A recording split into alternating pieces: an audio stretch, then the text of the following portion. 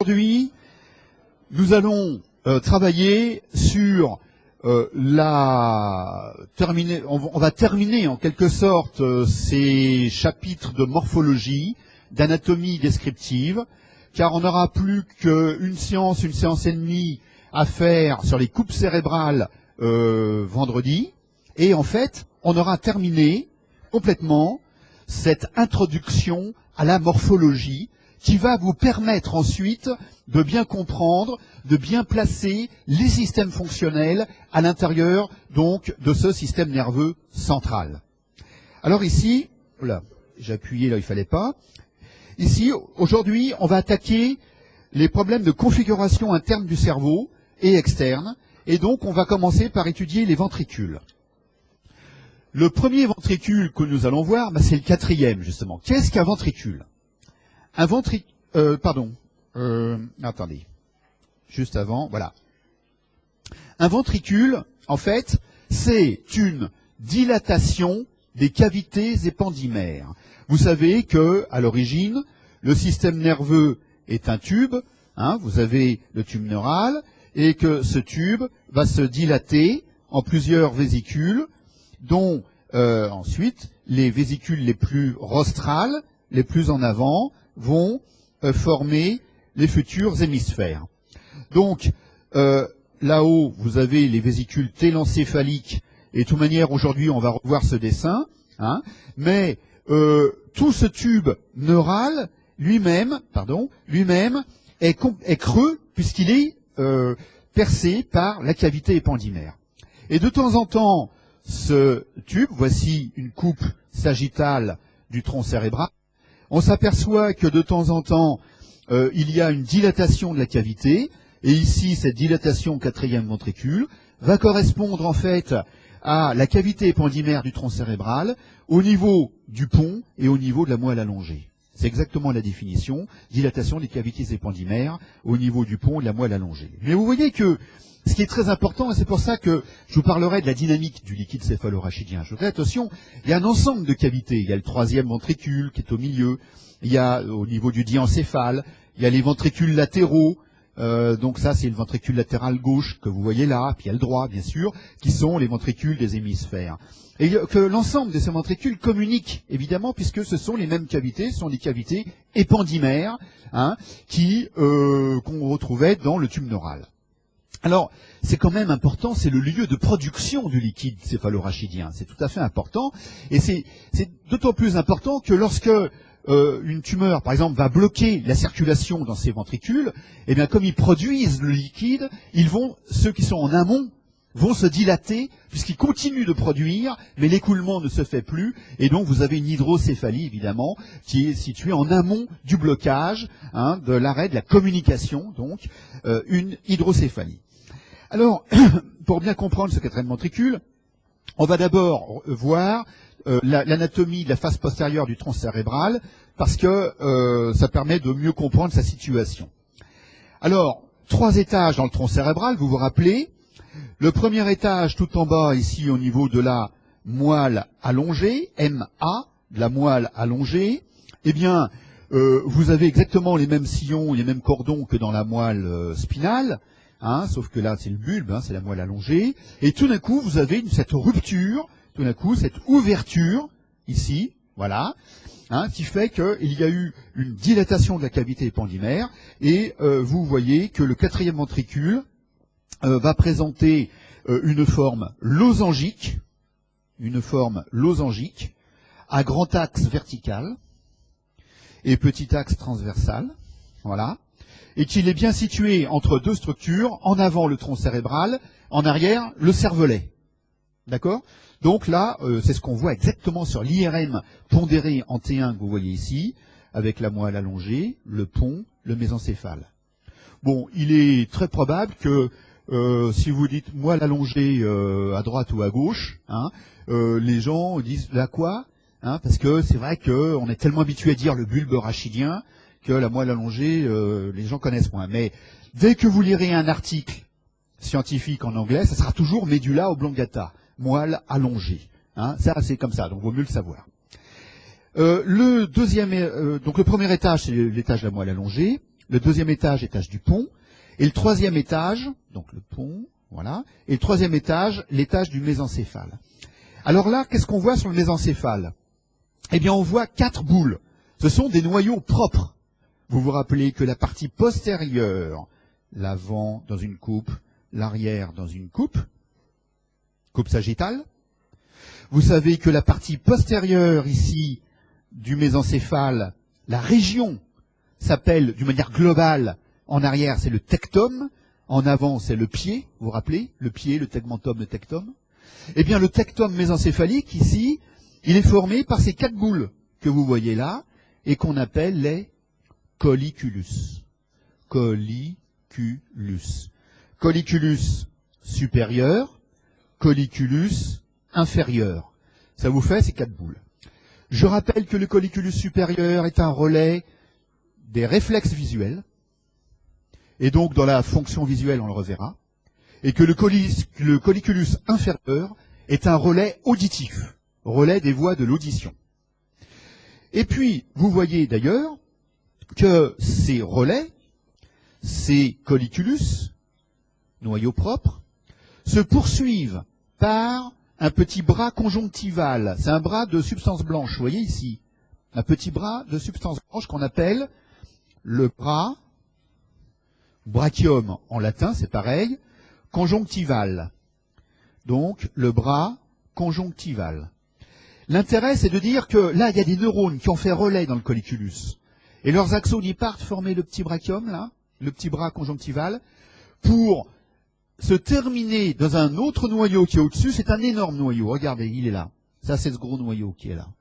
Et là, voilà, ce gros noyau, il va, on va l'appeler le thalamus. Donc ça, c'est très important.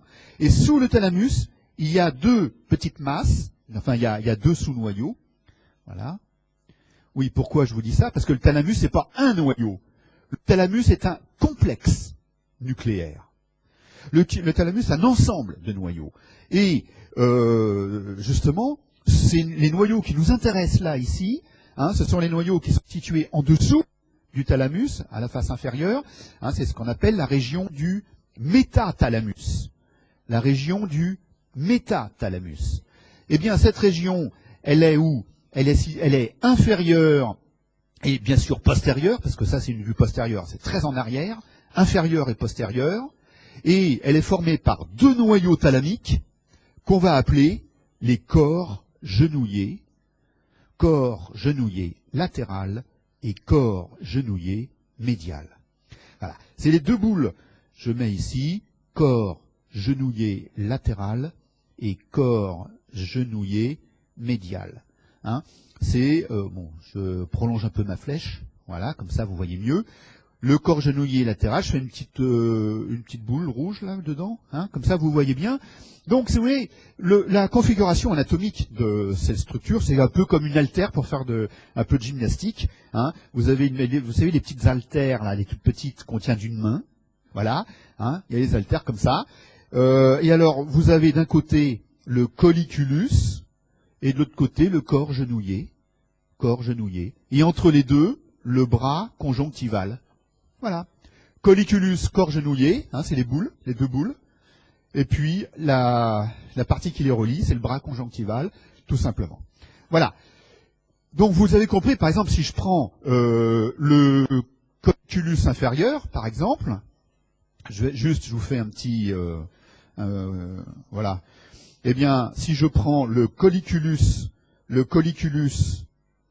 inférieur, voilà, il y en a 2, le droit et le gauche, eh bien, il y a des neurones qui vont arriver, les neurones de l'audition, hein, il y a les axones de l'audition qui arrivent ici dans le colliculus, ils vont faire relais avec le neurone suivant, et à ce moment-là, hop, les axones du colliculus forment le bras conjonctival, et ces axones vont rejoindre l'autre noyau, qui est un noyau thalamique, le corps genouillé médial, dans ce cas-là, voilà, corps genouillé médial, où, là, à nouveau, on va avoir des axones qui vont partir, continuer le trajet de la voie de l'audition, parce que le but de la voie de l'audition, nous le verrons ensemble, hein, c'est d'atteindre le lobe temporal.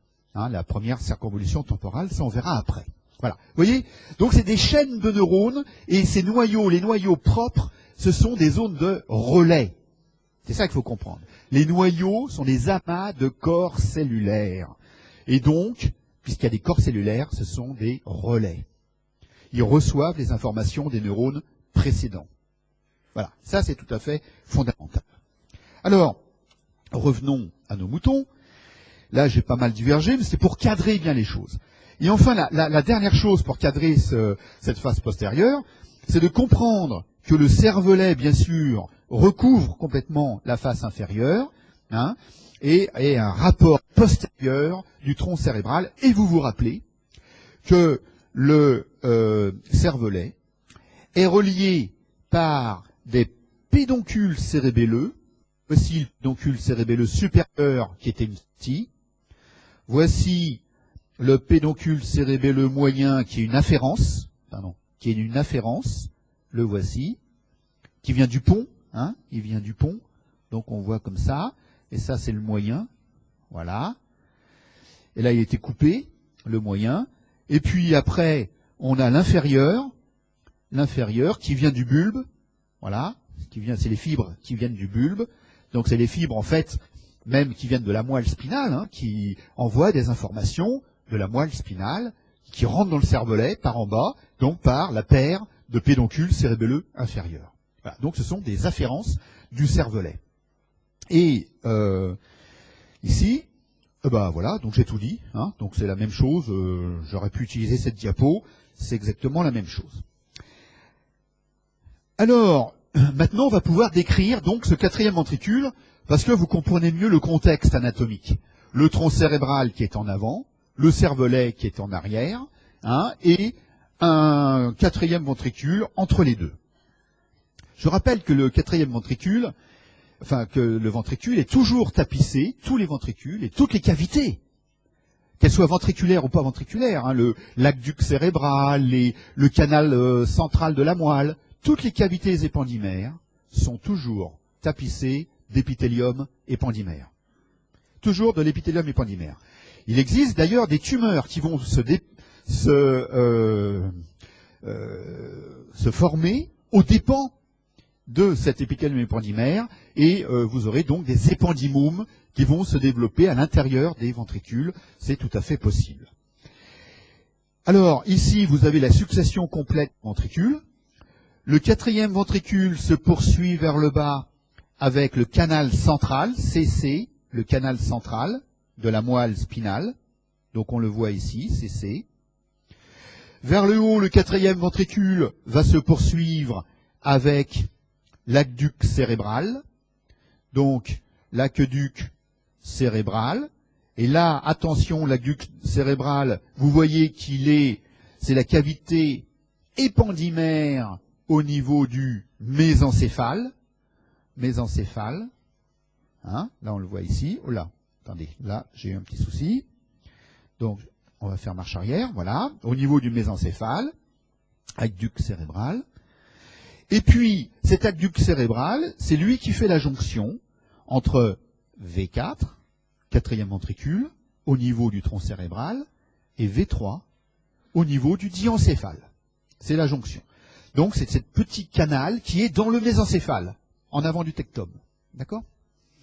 Et enfin, on voit les ventricules latéraux, droit et gauche, bon là ils se superposent. Et surtout, on voit ici cette communication entre VL et V3, et qu'on va appeler le foramen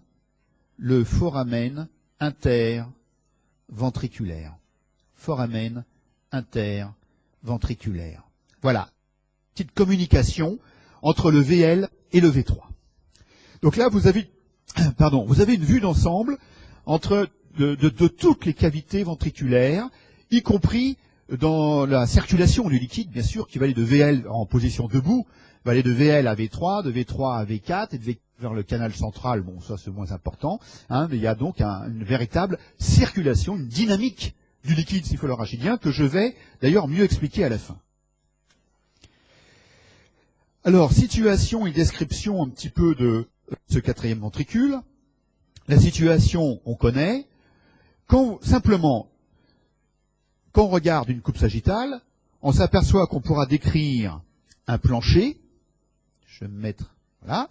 On va pouvoir décrire un plancher. Et ce plancher, j'étais un peu trop haut. Donc un plancher au niveau du pont et du bulbe, voilà. Et on va pouvoir décrire un toit. Un plancher et un toit. Voilà. Donc c'est ce qu'on va essayer de décrire. Alors bien sûr, il y aura des angles, je ne veux pas rentrer dans le détail, mais vous avez compris que l'angle supérieur, c'est l'angle qui permet la communication avec l'aqueduc cérébral, hein, continuité avec l'aqueduc cérébral vers le mésencéphale, vers le haut. Et l'angle inférieur, c'est celui qui va permettre la continuité avec le canal central de la moelle, hein, puisqu'on est dans le cadre d'un ensemble de cavités épandymères qui est tout à fait continu. Il y a des angles latéraux, on les verra bien en IRM tout à l'heure. Commençons par le plancher du quatrième ventricule. Alors, l'intérêt, c'est pas de connaître par cœur le plancher, etc., mais c'est d'avoir bien compris, bon, d'abord qu'il y a un plancher, qu'il y a un toit, hein, et pourquoi je vous fais le quatrième ventricule? Parce qu'à la limite, on se dirait, mais bon, on s'en fiche un peu, c'est de la morpho un peu... Non, parce que le quatrième ventricule, c'est un carrefour de communication du liquide céphalo-rachidien. Et c'est là où il va y avoir la communication entre les ventricules eux-mêmes, donc le compartiment intraventriculaire, et les espaces sous-arachnoïdiens qui sont autour du cerveau. Les ventricules sont dans le cerveau, et les espaces sous-arachnoïdiens sont à la surface du cerveau.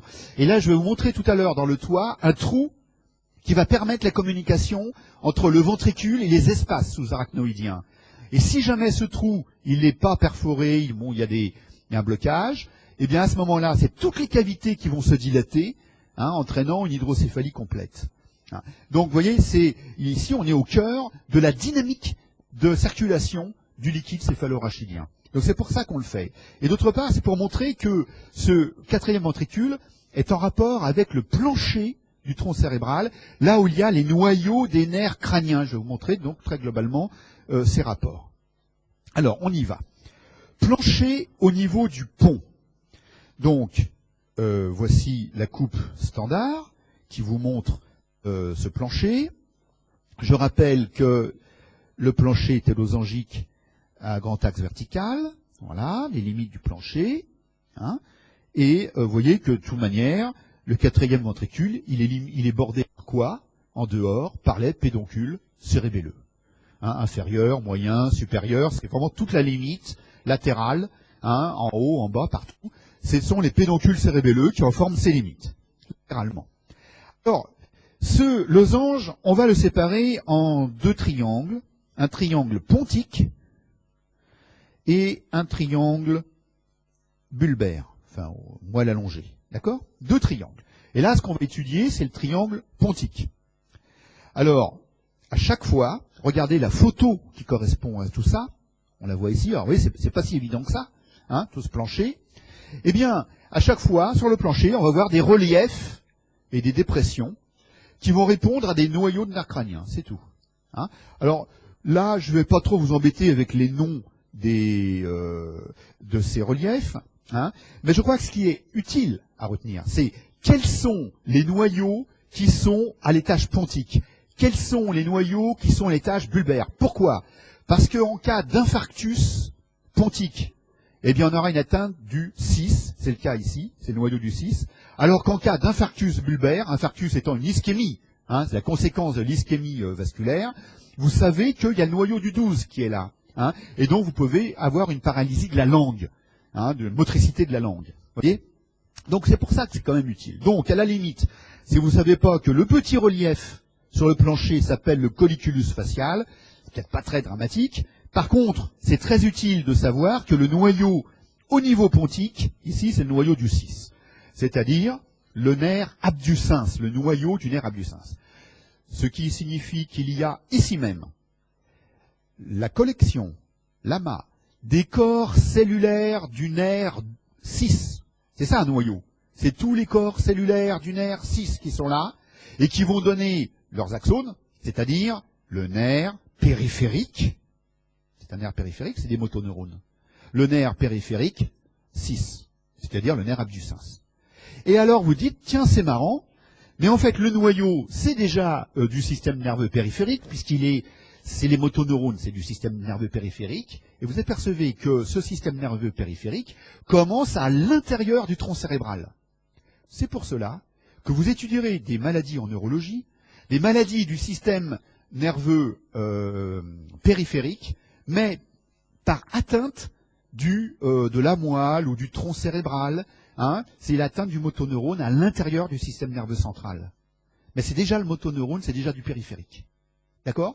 La maladie de Charcot-Marie-Tooth, tout ce qui est lésion de ce noyau-là, dès que c'est le noyau du nerf crânien ou le trajet de la fibre, c'est un syndrome neurogène périphérique. Est-ce que vous avez commencé là, Sénio? Non, bah vous verrez, mais très bientôt là. Là, je vous en donne les bases anatomiques. Vous verrez que dès que le fil électrique là qui sort, parce que c'est ça, hein, c'est la commande du muscle, est lésé, syndrome neurogène périphérique, eh bien, il y a une paralysie complète, c'est normal, on a coupé la commande. Deuxièmement, il y a une atrophie du muscle, parce que vous savez que tout muscle qui n'est plus innervé, c'est un muscle qui s'atrophie, un muscle qui fond. Et troisièmement, si jamais il y avait un réflexe dans le circuit, il y a une aréflexie correspondante. Et quatrièmement, il y a des petites fasciculations qui peuvent apparaître. D'ailleurs, pour la langue, c'est ce qui arrive aussi pour la langue. Bon, pas pour les yeux, évidemment. Ça, on verra pas. Alors, voilà. Donc ici, retenons, plancher du quatrième ventricule au niveau du pont, c'est le noyau du 6 en dedans. Et en dehors, c'est le noyau vestibulaire. Noyau vestibulaire. Noyau du 8. Noyau du 8, c'est toute cette partie-là qui est en dehors, noyau du 8. Voilà. Donc c'est l'équilibre, le noyau du 8, hein, le noyau vestibulaire, c'est les problèmes de l'équilibre. Lorsque on a une atteinte de ce noyau vestibulaire, vous le verrez dans certains syndromes donc de la fossette latérale, les syndromes de Wallenberg, on verra tout à l'heure, on peut avoir des grands syndromes vertigineux qui démarrent le syndrome de Wallenberg, mais le Wallenberg sera par une atteinte plus basse, j'en parlerai tout à l'heure, au niveau bulbaire. Le noyau est assez étendu. Donc voilà, facile, quatrième ventricule, plancher au niveau du pont, partie supérieure, on retient le noyau du 6 et le noyau vestibulaire, qui lui est quand même très important puisqu'il déborde sur le pont et sur la partie bulbaire. Voilà. On continue. Et voici maintenant, du coup, des corrélations anatomocliniques. En cas d'atteinte du pont, que va-t-il se passer? Deux possibilités. Ou bien vous avez une atteinte de type Locked-in syndrome, j'en ai parlé déjà, c'est-à-dire une atteinte du pied complète. C'est les deux voies pyramidales et vous aurez les deux fibres du 6 qui sortent. Donc vous avez une paralysie complète de la latéralité et puis surtout une paralysie tétraplégie, quoi. Le malade est complètement paralysé, hein, tétraplégie. Donc en termes de motricité, il ne lui reste plus que de la verticalité des mouvements de paupières, qui est géré par le mésencéphale. Donc ça aussi, c'est des grandes idées. Le 6 étant pontique, le pont gère l'horizontalité, les mouvements horizontaux. Le pont, mouvements horizontaux, parce qu'il y a le 6. Alors que le 3 et le 4, qui gèrent la verticalité, hein, qui est au niveau mésencéphalique, donc il est au-dessus, donc il est au-dessus de la lésion.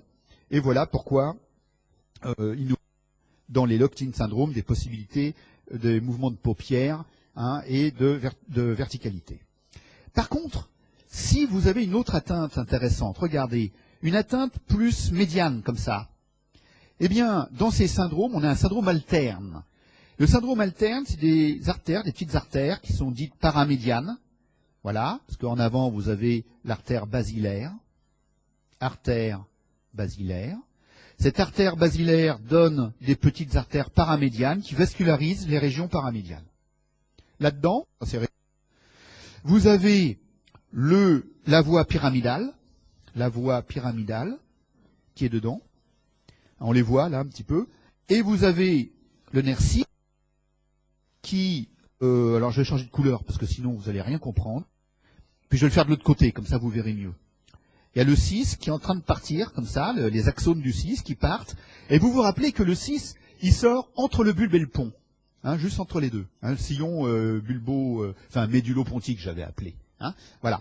Alors, dans ces atteintes, on va avoir l'atteinte du 6 qui est en train de sortir, clac, et l'atteinte de la voie pyramidale. Donc j'ai une atteinte du même côté de la lésion de la latéralité, paralysie de la latéralité, de l'abduction de l'œil, du côté de la lésion. Mais comme j'ai une paralysie de la voie pyramidale, toujours de ce côté-là, mais que la voie pyramidale qui descend, elle croise la ligne médiane plus bas pour commander l'hémicorps de l'autre côté, c'est un syndrome alterne. Paralysie du nerf crânien homo, plus syndrome pyramidal contro. Hémiplégie contro. D'accord? Vous voyez? Voilà. Et c'est ça, c'est les corrélations anatomocliniques ici, que vous comprenez bien si vous connaissez cette anatomie. Hein, c'est tout à fait important. Alors, passons maintenant, toujours dans le plancher, au niveau du bulbe. Alors, le plancher au niveau bulbaire, c'est donc la partie, ici on a le niveau de coupe qui est indiqué, hein, et c'est cette partie triangulaire. Eh bien là, c'est très riche en nerfs crâniens. Et j'en avais parlé déjà, je vous ai dit, attention, il y a des colonnes hein, dans le plancher, les colonnes motrices en dedans, les colonnes végétatives en dehors, et les colonnes sensitives encore plus en dehors. Eh bien ici, donc, une très grande richesse. Les noyaux au niveau bulbaire, c'est le 12. Ici, je vais vous poser toutes les bases du syndrome de Wallenberg que vous aurez dans le cas d'ischémie de la partie latérale du bulbe. Donc c'est important. Donc je vous mets premièrement le noyau du 12, le nerf hypoglosse. Je rappelle que c'est le nerf moteur de la langue, enfin de l'hémilangue homolatéral bien sûr. Ensuite, vous avez en dehors, ici, alors je vais changer de couleur puisque en fait c'est végétatif. Donc plus en dehors, on va mettre ici le noyau cardio-pneumo-entérique, CPE, cardio-pneumo-entérique, CPE, c'est-à-dire, on peut l'appeler aussi dorsale du vague, hein. On va l'appeler dorsale du vague si vous voulez, enfin c'est un équivalent. Malheureusement, il y a toujours 36 terminologies. Ce noyau cardio-pneumo-entérique, c'est un noyau viscéromoteur. Viscéromoteur. Ben oui, parce que le 10, le nerf vague, le 10, vous savez, le 10, on l'appelle vague, on l'appelle pneumogastrique aussi, hein. C'est pour ça qu'il a ce double nom. Pneumogastrique. Pneumogastrique. Voilà. Eh bien, ce nerf, il a une composante végétative parasympathique divisée en deux parties. Une partie viscéromotrice et une partie viscérosensitive. La partie viscéromotrice, c'est toute la commande végétative des organes du thorax et de l'abdomen. Alors, qu'est-ce que ça veut dire? Commande parasympathique des organes thoraco-abdominaux. Ça veut dire tout le péristaltisme de l'œsophage, le péristaltisme de l'estomac, de l'intestin, etc. Tous ces mouvements, hein, cette motricité autonome que vous ne contrôlez pas et qui permet la progression du bol alimentaire et tout le phénomène de digestion, qui aide le phénomène de digestion. D'accord? Bon, ça c'est le côté viscéromoteur. Il y a aussi des commandes de glandes digestives, etc. C'est de la commande, c'est effecteur, vous voyez. Bon. Vous avez en plus un autre noyau. Vous avez bon, tant pis, j'ai tout effacé. Excusez-moi. Vous avez un autre noyau, voilà, qu'on appelle le noyau du faisceau solitaire. Alors, ce noyau, il y a un petit faisceau qui est dedans, vous voyez, parce qu'il est très long, très allongé, donc il y a un petit faisceau qui va avec. Le noyau du faisceau solitaire. Lui, le faisceau solitaire, enfin c'est noyau du faisceau solitaire. Hein. Ce noyau du faisceau solitaire, c'est la composante, c'est le noyau viscéro-sensitif du vague. Hein, donc des nerfs mixtes en fait. Hein, même plus large, c'est du vague et du 9, hein, des deux, du 9 et du 10. Donc c'est toutes les afférences végétatives qui arrivent ici, hein, du 9 et du 10. Voilà, des nerfs mixtes. Bon, en plus, ce noyau reçoit la gustation, hein, les fibres de la gustation, la langue, hein, les bourgeons, vous savez, les bourgeons gustatifs qui envoient les informations hein, de la gustation. Voilà. Et enfin, on va aller plus en dehors Alors, plus en dehors, on passe dans un domaine que vous connaissez. C'est le noyau qui est ici à l'extérieur. Tout ce noyau-là, c'est le noyau vestibulaire, encore une fois. Le noyau vestibulaire, le 8. Et ça, c'est très important, parce que dans les ischémies latérales du bulbe, dans le syndrome de Wallenberg, on va le voir, il y a très souvent un grand syndrome vertigineux initial qui peut survenir. Maintenant, parce qu'on va en avoir besoin pour le Wallenberg, on va placer d'autres noyaux qui ne sont plus en rapport avec le plancher. Alors regardez, ici vous avez un noyau, c'est intéressant, c'est le noyau du trijumeau. Il a deux parties, le 5 trijumeau. C'est le noyau lui-même qui est en marron, le noyau du 5, mais ce noyau est tellement immense, tellement étendu, parce qu'on va le retrouver tout le long, dans le mésencéphale, dans le pont, dans le bulbe, et dans le bulbe jusqu'à la moelle spinale, il va redescendre sur les premiers segments de la moelle spinale, que non seulement on a un noyau, mais on a les fibres du trijumeau qui descendent avec le noyau, il y a un faisceau spinal qui descend avec le noyau, qui va permettre donc aux fibres d'atteindre le noyau plus bas. Donc c'est le noyau et son faisceau. C'est pour ça que vous voyez du gris et du blanc. Là il y a du gris, enfin du marron, et le blanc c'est les fibres du trijumeau qui descendent pour atteindre les neurones du noyau plus bas, tout simplement. D'accord? Voilà. Enfin, donc il est là le trijumeau. Qu'est-ce qui se passe? Ah voilà, le trijumeau, donc il est là, avec son noyau au milieu. Et puis, tant que j'y suis, je vais vous montrer à nouveau la voie spinothalamique. Vous vous rappelez, c'est la voie de la douleur et de la température spinothalamique qui est ici. Voilà, en arrière de l'olive. D'accord? Voilà. Alors, une fois qu'on a placé tous ces noyaux, c'est très intéressant, parce que maintenant, vous connaissez cette anatomie fine du bulbe, et lorsque des petites artères vont se boucher, notamment les artères qui vascularisent la partie postérieure et latérale, eh bien on va avoir un syndrome qui va correspondre à la lésion de ces noyaux et de ces faisceaux. Et donc on va voir, je crois, un petit peu après. Bon là je passe, c'est juste pour vous dire, voilà, les noyaux sont en colonne. Parce que vous voyez, quand j'ai la colonne motrice là, la colonne motrice est le 12, il est là, le 12. Au-dessus c'est le 6, au-dessus c'est le 4, au-dessus c'est le 3. Ils sont toujours en dedans. Donc c'est pour ça qu'on dit c'est une colonne motrice somatique. Si je vais en dehors, en vert, eh bien c'est les noyaux, la colonne viscéromotrice, donc c'est celle-là, colonne viscéromotrice. Voilà, vous avez les différents noyaux, le noyau du faisceau solitaire, très grand, très allongé, et puis les noyaux salivaires, inférieurs et supérieurs, bon, etc., etc. Vous voyez? Bon, je vais passer, parce que là, on n'a pas trop le temps. Et du coup, j'arrive ici aux applications des connaissances anatomiques que vous avez maintenant. 1, le syndrome alterne. 2, le syndrome de Wallenberg. Alors, 1, le syndrome alterne. Eh bien, ici, vous savez que vous avez un noyau moteur, parce que les noyaux moteurs sont toujours en dedans. Au niveau du bulbe, c'est le 12. Ça, vous le savez. Vous savez que les fibres du 12, ça, c'est du motoneurone. Ce sont des motoneurones qui sont commandés par le cerveau plus haut. Et ces motoneurones, ils traversent le tronc cérébral. Et vous connaissez maintenant l'origine apparente. L'origine apparente, on l'avait vu en dedans de l'olive, du sillon pré-olivaire. Sillon pré-olivaire. Excusez-moi, là, j'ai pas bien écrit. Bon, c'est un peu idiot d'ailleurs, parce que il suffit juste de faire ça, et normalement, ça écrit très bien. Voilà. Du sillon pré-olivaire. Et oui, alors là, oui, là c'est un peu raté. Mais attendez, ça fait rien, allez. Alors, donc, ce que je disais, vous avez le 12 qui sort ici en avant, la voie pyramidale qui est située dans la pyramide bulbaire, d'accord? Ils sont côte à côte.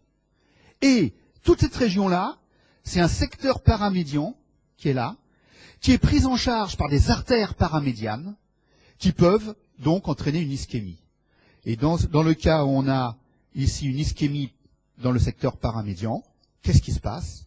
Eh bien, on a effectivement une atteinte du 12 homolatéral, comme d'habitude. Les syndromes alternes, c'est toujours la même chose. C'est l'atteinte d'un nerf crânien du même côté, le nerf crânien homolatéral, Parce que les nerfs crâniens ne croisent pas la ligne médiane. Le nerf gauche, il va à gauche, le nerf droit va à droite. Commande donc la partie droite.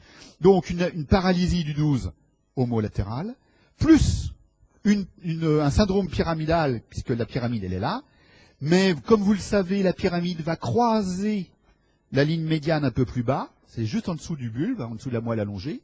Donc on va voir un syndrome pyramidal opposé, controlatéral, associé à un 12 homolatéral. C'est pour ça qu'on dit que c'est un syndrome alterne. Nerf crânien du bon côté, du même côté, paralysie et hémiplégie de l'autre côté. D'accord? Voilà. Ça, c'est un syndrome alterne du bulbe. Maintenant, si jamais vous avez, à partir de ces artères, vous avez d'autres artères qui, elles, sont appelées circonférentielles,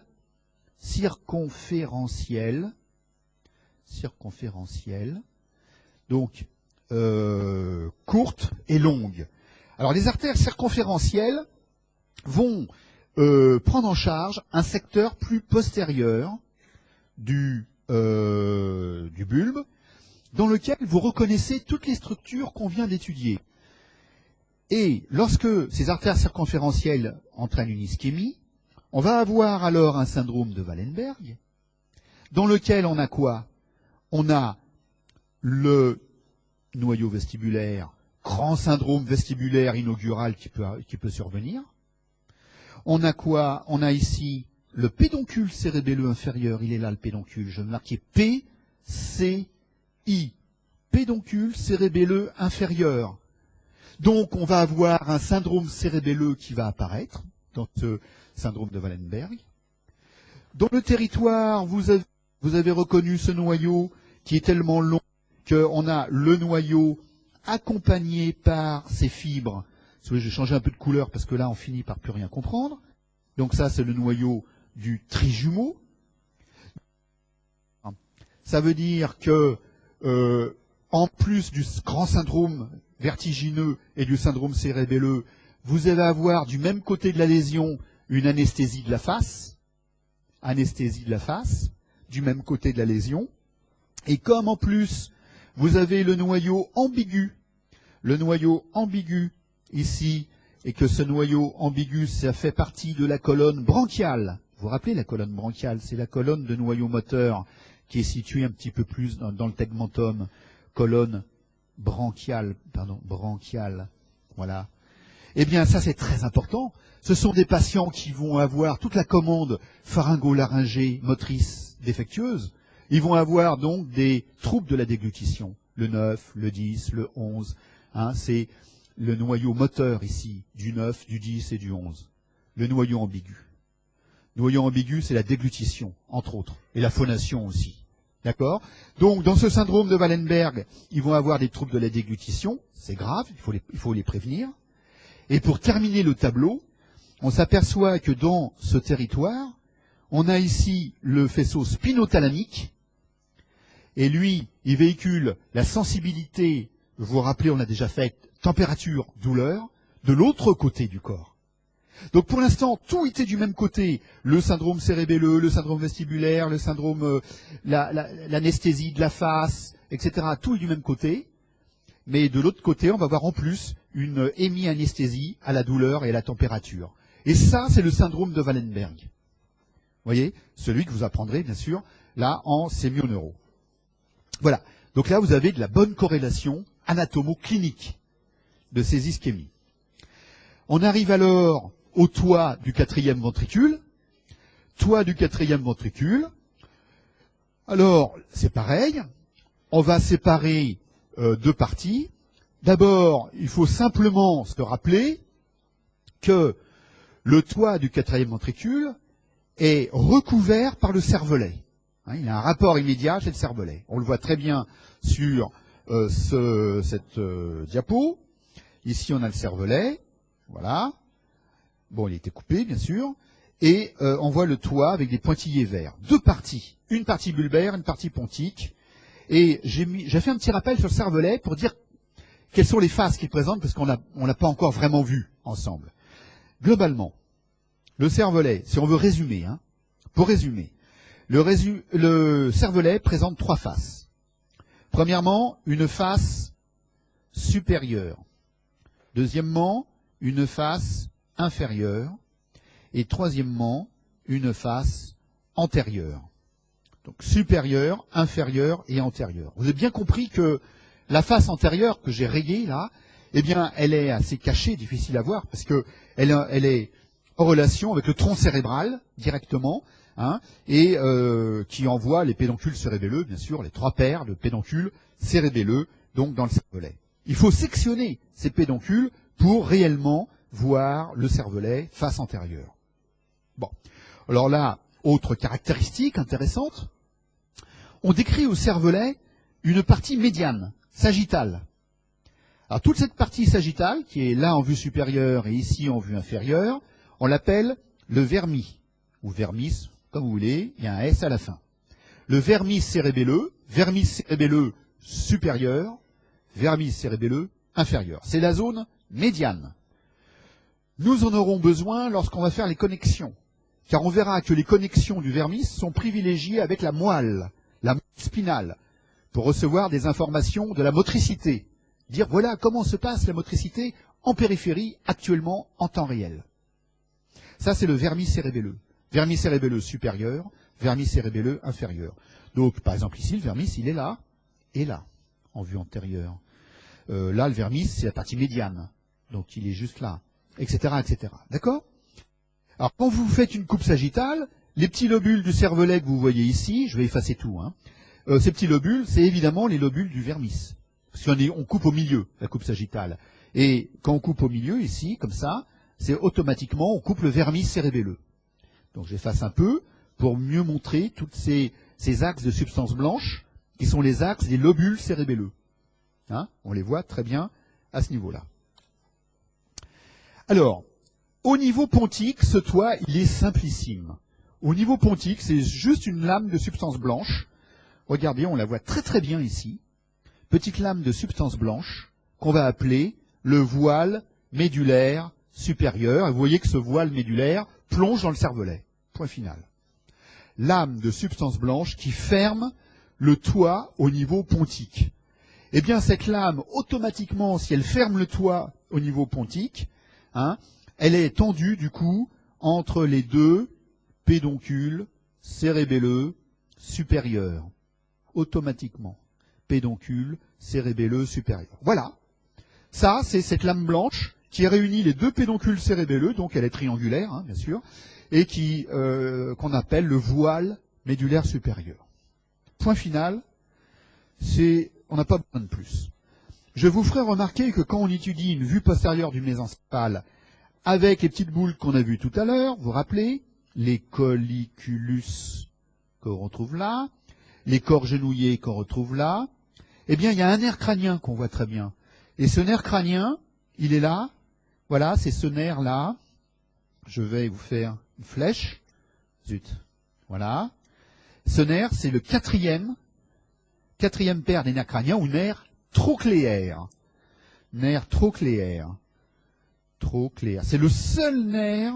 Attendez, je vais vous l'écrire bien pour le nerf trochléaire. T-R-O. Trochléaire. Voilà. Donc ce nerf, c'est le seul nerf qui émerge à la face postérieure. Nerf trochléaire. Donc, face postérieure. Et en fait, c'est le seul nerf qui croise la ligne médiane. Croisé. Voilà. Eh bien, on va passer à plus dur. On va passer au toit au niveau bulbaire, enfin de la moelle allongée. Alors au niveau bulbaire, c'est un peu compliqué. On va d'abord, faut comprendre que le toit, c'est la partie, alors je vais revenir, c'est la partie triangulaire qui est tendue ici entre les pédoncules cérébelleux inférieurs, PCI, PCI, d'accord, qui sont là, de chaque côté là. Voilà. Donc le toit au niveau bulbaire, enfin au niveau de la moelle allongée, c'est cette partie qui s'est ouverte, déchirée un peu, hein, et qui correspond à la moelle allongée. Bon. Là, on aura deux étages. Alors, un premier étage en haut, regardez. Donc là, c'est cette partie-là du toit qu'on étudie. Hein. Un premier étage qui est formé par un voile médulaire qui va réunir, voilà, cette lame blanche, au voile médulaire, qui va réunir deux lobules du cervelet. Alors, je vais vous les expliquer maintenant. Voilà. Ce voile médulaire inférieur, réunit le plus petit lobule du cervelet qu'on puisse voir ici, qu'on appelle le flocculus. C'est ce lobule qui est là, le flocculus. Donc il y a le flocculus gauche, le flocculus droit. Il est réuni avec quoi? Avec l'extrémité antérieure du vermis inférieur. Ne vous inquiétez pas, je répète. Ici, ça va être l'extrémité. Donc, ça va être l'extrémité antérieure, c'est normal, c'est une vue antérieure. Donc ça, là, ce petit lobule qui est là, hein, ce lobule-là, c'est bien en avant, très en avant, l'extrémité antérieure, c'est-à-dire c'est ici. Je vais faire une petite flèche. Attendez. Voilà, ce petit lobule qui est là. D'accord? Donc ici, ce petit lobule-là qu'on retrouve ici en antérieur, vous êtes d'accord avec moi? C'est l'extrémité antérieure du vermis inférieur. Alors là-haut, là, c'est le vermis supérieur, en bas, c'est le vermis inférieur, et la partie la plus antérieure, c'est le nodule. Voilà, le nodule, extrémité antérieure, nodule, extrémité antérieure du vermis inférieur. Alors, j'enlève tous mes rajoutis, mes petits dessins, on regarde. Et on voit effectivement le nodule qui est ici, le flocculus à droite et à gauche, et puis une petite lame blanche qui réunit tout ce monde-là. Il s'agit ici d'une entité fonctionnelle du cervelet qu'on appelle le lobe nodulo-flocculaire. Ça, c'est le lobe nodulo-flocculaire. Nodule flocculus. Très important. Parce que, primo, c'est l'entité la plus ancienne. C'est de l'archéocervelet, hein, c'est pareil. Et deuxièmement, c'est une entité qui a des connexions extrêmement particulières. Connexions avec les noyaux vestibulaires, l'équilibre. Donc ce lobe nodulo-flocculaire contrôle les noyaux vestibulaires, est en relation avec les noyaux vestibulaires. Voilà. Donc ça, c'est la partie la plus ancienne du cervelet. Alors, du coup, ça vous a défini le voile médulaire inférieur, cette petite lame blanche qui est très mais peu étendue de haut en bas. Alors du coup, c'est la petite lamelle qu'on voit ici. Hein, elle est pas haute, hein, elle est très étendue droite-gauche, mais de haut en bas, elle est très courte. Hein, de haut en bas, comme ça. Là. Voilà. Alors après, qu'est-ce qu'on a quand on redescend comme ça? Ben, après, il n'y a plus rien. Parce que, en fait, quand vous regardez, ici, ça fait un triangle. Bon, ça s'est déchiré. Donc, qu'est-ce qui se passe après, en dessous? Ben, simplement, c'est l'épithélium épendymère qui est là, hein, non recouvert de substances grises, blanches ou rien du tout. L'épithélium épendymère qu'on appelle la membrana tectoria. Donc, je vais vous montrer donc maintenant ce que ça donne. Voilà, ça donne ça. C'est-à-dire, d'un côté, vous avez en haut le voile médulaire inférieur. Voilà, le VMI, le voile médulaire inférieur. C'est cette petite bande blanche qu'on voit ici, mais qui est très étendue de droite à gauche parce qu'elle va vers les flocculus. Elle va après, plus en avant, vers les flocculus. D'accord? Et en dessous de cette bande qui est très étroite, il y a juste l'épithélium épendymère, c'est-à-dire la membrana, c'est la même chose, hein, c'est la membrana tectoria, en rouge, sur mon dessin. Voilà. L'intérêt, c'est simplement de savoir que c'est une zone très, très fine, et donc là, cette zone va être en relation avec des plexus choroïdes. Hein, merci, je l'attendais. Et ces structures Ces structures vont donc produire le liquide cérébrospinal. D'accord? Alors, je vais les dessiner, si vous... Ça va faire, voilà, je vais peut-être le faire d'une autre couleur pour que ce soit plus visible. En vert, voilà. Voilà les plexus choroïdes qui partent médialement et latéralement, comme ça. Ce sont des pelotons vasculaires qui vont filtrer le sang pour former du liquide à l'intérieur du ventricule, du 4e ventricule. D'accord? Voilà.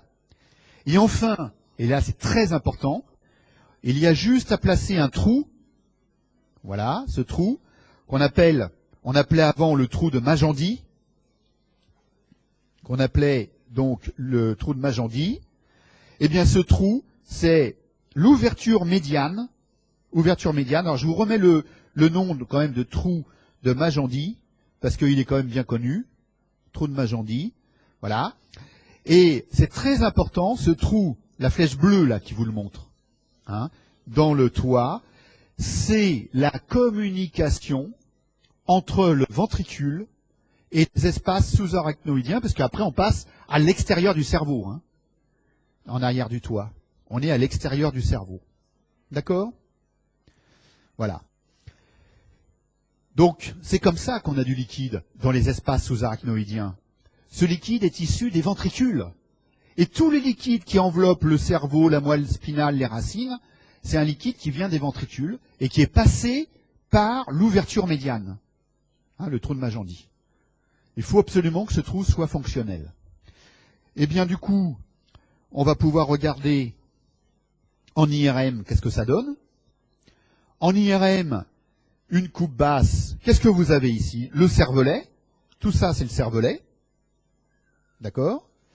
Ici, vous avez reconnu la coupe du bulbe, ou la moelle allongée, et peut-être que vous avez remarqué que dans le cervelet, il y avait une petite structure ici qui était en avant, qu'on appelle le flocculus, à droite et à gauche, j'en ai parlé tout à l'heure, et regardez le 4e ventricule en coupe axiale, c'est une coupe horizontale, hein, coupe axiale, l'avant est bien sûr ici, l'arrière est ici, et quand vous regardez les bords latéraux ici du 4e ventricule, vous voyez comment ces bords latéraux partent vers l'avant, comme ça, partent autour du bulbe, hein.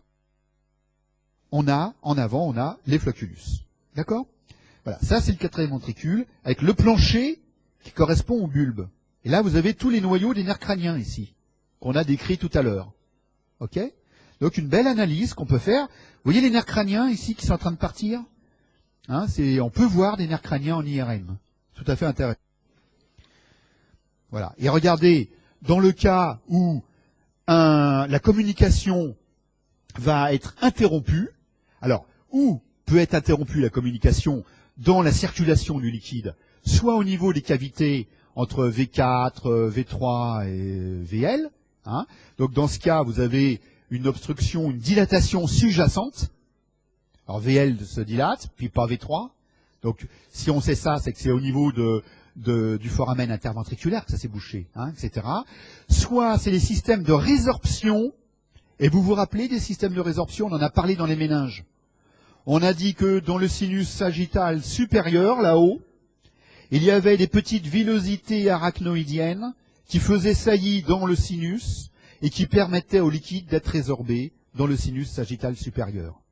Vous vous rappelez que tous les sinus veineux récoltent le sang veineux et que tous les sinus veineux convergent vers la veine jugulaire interne, veine du cou, qui draine l'intégralité, ou presque, du sang veineux du cerveau. Voilà. Eh bien, on va faire une petite pause et on passera ensuite donc au cortex cérébral.